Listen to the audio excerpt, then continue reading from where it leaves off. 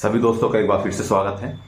देखिए, यूपीएसआई के लिए सभी लोग परेशान हैं और यूपीएसआई की वैकेंसी आनी है, निश्चित आनी है। थोड़ा सा डिले हो रही है, जैसे यूपी कांस्टेबल की डिले हो गई थी, ऐसे थोड़ा सा डिले हो रही है, लेकिन आएगी निश्चित।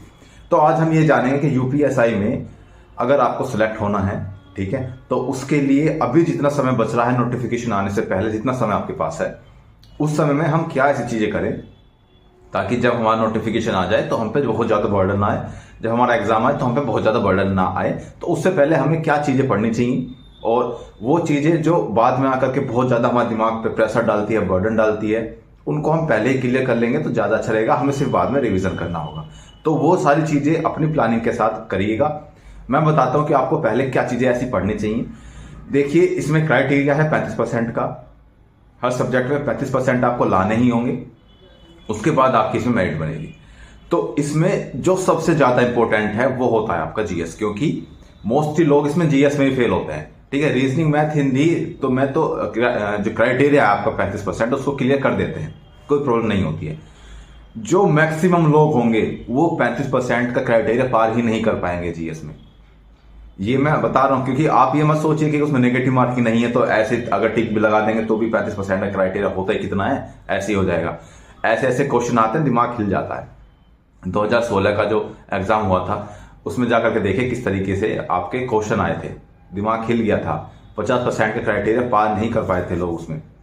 अब 35% का क्राइटेरिया है, ठीक है, वैकेंसी भी ज्यादा है 2016 के मुकाबले, और जो कैंडिडेट हैं वो भी ज्यादा होंगे, तो एग्जाम थोड़ा सा टफ ही रखा जाएगा ताकि सभी लोग पहले से ही छट जाएं, मेरिट बहुत ज्यादा हाई ना जाए। ये प्रयास रहता है बोर्ड का। तो इसीलिए बता रहा हूं कि आपको जीएस अपना मोस्टली स्ट्रॉन्ग कर लो। जीएस में क्या चीजें स्ट्रॉन्ग करनी है वो चीजें भी मैं आपको बता दूं। जीएस में देखिए, सबसे पहले तो आपको जो पॉलिटी है वो आपकी मोस्ट इंपोर्टेंट है, क्योंकि यूपीएसआई में मान करके चलिए पॉलिटी का बहुत बड़ा इंपोर्टेंट रोल है आपके एग्जाम को पास करने में। पॉलिटी हुई, ठीक है, मूल विधि हुई। मूल विधि और पॉलिटी लगभग सेम है। बहुत बच्चे तो इसमें कंफ्यूज होते हैं कि मूल विधि और पॉलिटी में क्या अंतर है। देखिए, मूल विधि एक अलग टॉपिक हो जाता है और पॉलिटी एक अलग टॉपिक हो जाता है, लेकिन कुछ क्वेश्चन ऐसे होते हैं जो मूल विधि और पॉलिटी के कॉमन होते हैं। तो ठीक है, तो उसमें आप या तो उस क्वेश्चन को पॉलिटी में गिन सकते हैं, मूल विधि में गिन सकते हैं, ठीक है, लेकिन आपको स्ट्रॉन्ग दोनों चीजें करनी है। मूल विधि की कुछ क्लासेस मैंने पहले कर रखी हैं, आप डाल रखी हैं यूट्यूब पर ही, आप जाकर उनको देख लीजिए। उससे बढ़िया मूल विधि कोई नहीं समझा सकता आपको, और बिल्कुल शॉर्ट तरीके से और बिल्कुल पॉइंट टू पॉइंट चीजें वहां समझाई गई हैं। उसके आगे क्लास भी चालू की जाएंगी। अभी कुछ जैसे ही मैं फ्री हो जाता हूं, आप सब लोगों को सारी क्लास करा के मूल विधि की वो कंप्लीट करा दी जाएंगी, उसमें टेंशन मत लेना, ठीक है। पॉलिटी बेस्ट तरीके से कर लो। पॉलिटी के सबसे ज्यादा क्वेश्चन देखिए, जैसे आरओ का एग्जाम होता है, पीसीएस का एग्जाम होता है, ठीक है, मतलब यूपी में जितने भी एग्जाम होते हैं पीसीएस लेवल तक के, सभी के पॉलिटी के क्वेश्चन आपको छांट छांट कर करने हैं। उसके लिए आप घटना चक्र ले आओ, वो भी अच्छी बुक होती है, वहां से भी आप अच्छा कर सकते हैं, ठीक है। और दूसरी बात, हिस्ट्री के भी अच्छे खासे क्वेश्चन आते हैं, और करंट अफेयर्स उसके भी अच्छे खासे क्वेश्चन आते हैं। हिस्ट्री में भी आप एंशियंट में बहुत ज्यादा नहीं जाना, मॉडर्न में भी बहुत ज्यादा क्वेश्चन नहीं आते, मिडाइवल में बहुत ज्यादा क्वेश्चन नहीं आते, लेकिन मॉडर्न से अच्छे खासे क्वेश्चन आपको देखने के लिए मिलेंगे हिस्ट्री में, ठीक है। दोस्तों, आज हम बात करेंगे चक्षु प्रकाशन के यूपीएसआई की एक संपूर्ण स्टडी गाइड की, जिसमें आपको 400 पेपर्स मिल जाते हैं, 3200 के करीब बहुविकल्प पेपर्स मिल जाते हैं। इसमें आपको हर सब्जेक्ट देखने के लिए मिलेगा। इसमें मैथ, रीजनिंग, हिंदी, जीएस सभी सब्जेक्ट इसमें मिलेंगे। इसमें मूल विधि भी आपको देखने के लिए मिलेगी, और इसकी विषय सूची में आपको दिखा देता हूँ। और इसके अंदर आपको स्टडी गाइड के रूप में आपको देखने के लिए मिलेगा। इसके अंदर सामान्य हिंदी के इस तरीके के प्रश्न है, और मूल विधि संविधान के इस तरीके के प्रश्न है। उसमें आपको हर क्वेश्चन का एक्सप्लेन करके आपको आंसर भी मिलेगा, ताकि आपको हेल्प मिले अच्छा पढ़ने में। तो पढ़िए इस बुक को और अपनी तैयारी को अच्छा कीजिए। इसी के साथ साथ चक्षु प्रकाशन के प्रैक्टिस सेट भी आते हैं। आप प्रैक्टिस सेट लगा करके अपनी तैयारी में धार ला सकते हैं और अच्छी तैयारी कर सकते हैं। हिस्ट्री, पॉलिटी, करंट अफेयर्स और मूल विधि, ये तो आपको निचोड़ के पी जाने हैं, मतलब समझ लीजिए। जब आपका एग्जाम होगा ना, उससे पहले की जो तैयारी होती है ना, वो ही आपका बेस होता है, वो ही तय करता है कि आप एग्जाम में पास होंगे कि फेल होंगे। अगर आपने वो सारी चीज तैयार नहीं की ना, सोच रहे होंगे कि नोटिफिकेशन आने दो या एग्जाम आने दो तो पढ़ लेंगे, तो कुछ नहीं होगा। फिर माइंड पे इतना बर्डन हो जाता ना। आप सोचते हैं कि मैं मैथ पढ़ूं, आपको टेंशन रहती है कि यार मैंने तो जीएस भी नहीं पढ़ा, आप जीएस भी पढ़ना है, जीएस की बुक लेके बैठे हैं, आप सोच रहे हैं यार मुझे तो हिंदी भी पढ़नी है, हिंदी भी नहीं पढ़ी मैंने तो अभी। तो ये सारी चीजें फिर जब टाइम नहीं रहता ना, तो सारी चीजें हमारे दिमाग में चलती रहती हैं, बर्डन आ जाता है बहुत ज्यादा। तो उसका कोई बेनिफिट नहीं है। अभी से ही तैयारी करना स्टार्ट कर दीजिए।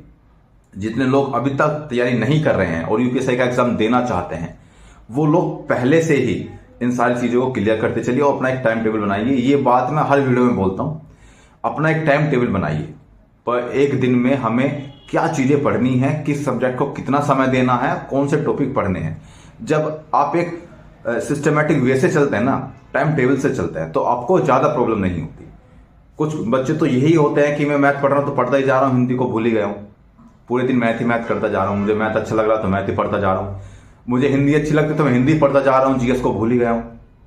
वहां पे क्या होगा, जब आप एग्जाम में बैठेंगे, आपने जो सब्जेक्ट कम पढ़ा होगा वहां आप क्राइटेरिया ही पार नहीं कर पाएंगे, फिर आपको बहुत प्रॉब्लम होगी। तो इसीलिए हर सब्जेक्ट को इक्वल टाइम दीजिए, एक सिस्टमेटिक वे से पढ़ते चलिए, ठीक है। यही रामबाण है। अगर आप सोचते हैं कि मैं कुछ शॉर्टकट तरीके से पढ़ करके और मैं पास कर जाऊंगा, नहीं होने का भाई। आपका जो बेस है ना, वही डिसाइड करता है आपके सफल होने की संभावना है या नहीं है, ठीक है। तो आपका बेस कैसा, शॉर्टकट पे अपना बेस नहीं बनाना है, आपको बेस बनाना है नॉलेज के बेस पर, कि हमें कितनी नॉलेज है हमारे सब्जेक्ट की। अब इसमें यह मत सोच लेना कि मुझे पीएचडी करनी है, नहीं। आपको सबसे पहले तो लास्ट ईयर के जितने भी क्वेश्चन पेपर्स हैं जो मैंने बताए आपको, आरओ, पीसीएस, लेखपाल, यूपी पुलिस, यूपीएसआई, सभी के जो यूपी में होती हैं एग्जाम, सभी के लेकर के आओ और उनमें से जितने भी क्वेश्चंस आ रहे हैं आपके पॉलिटी हिस्ट्री में, वो सारे निपटा दो, मतलब उन्हें रट डालो। और यकीन मानिए कि उसमें से लगभग, अगर पॉलिटी में से 10 क्वेश्चन आपके आते हैं ना, तो 6 से 5 क्वेश्चन आपको वहीं से मिल जाएंगे। ये मैं गारंटी के साथ कहता हूं, लास्ट ईयर क्वेश्चन पेपर से वो बेहतर तरीके से रट डालो, उसको घोट के पी डालो, ठीक है। और बाकी जो सब्जेक्ट हैं, जैसे कि आपकी ज्योग्राफी हो गया, ठीक है, इकोनॉमिक्स हो गया, इकोनॉमिक्स तो बहुत ज्यादा नहीं आती, वो तो करंट अफेयर से ही कवर आपकी हो जाती है, ठीक है। जब पर्यावरण हो गया, उसके भी अच्छे खासे क्वेश्चन आते हैं, अच्छे खासे मतलब 2-3 क्वेश्चन आ जाते हैं, ताकि आप, ठीक है। और बहुत सारे जो सब्जेक्ट हैं उनको धीरे धीरे पढ़ते रहो।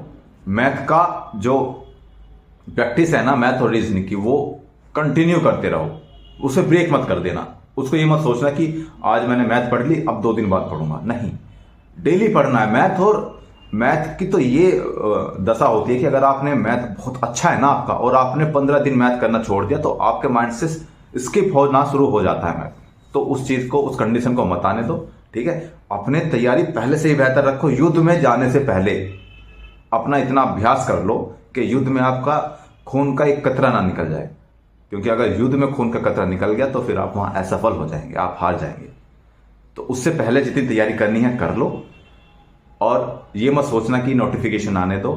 भर्ती आएगी, जरूर आएगी, ये बात तो कंफर्म है, ठीक है। मिलते हैं अगली वीडियो में, तब तक के लिए जय हिंद।